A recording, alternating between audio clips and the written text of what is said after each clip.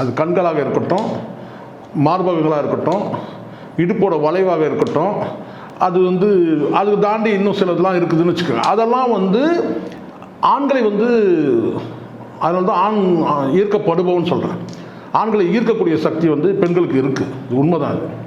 அதில் பார்த்தீங்கன்னா தடுக்கி விழாமல் பயணிக்கிறதுன்னு ஒன்று இருக்குது.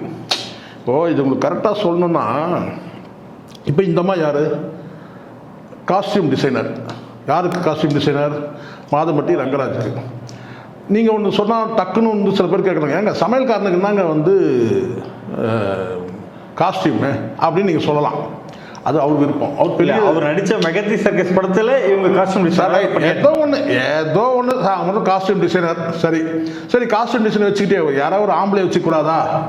அதான் இவருக்காருல்ல. சரி, அதுதான் சார் நான் சொல்கிறது. ஒரு ஆணையே காஸ்டியூம் டிசைனர் வச்சுருக்கலாம் இல்லையா? வச்சுக்கிட்டு இருக்காங்கன்னா நீங்கள் வேறு சொன்னால், இவங்க நான் கேட்டிங்கன்னா காஸ்டியூம் இவங்களை வச்சுக்கிட்டாரு.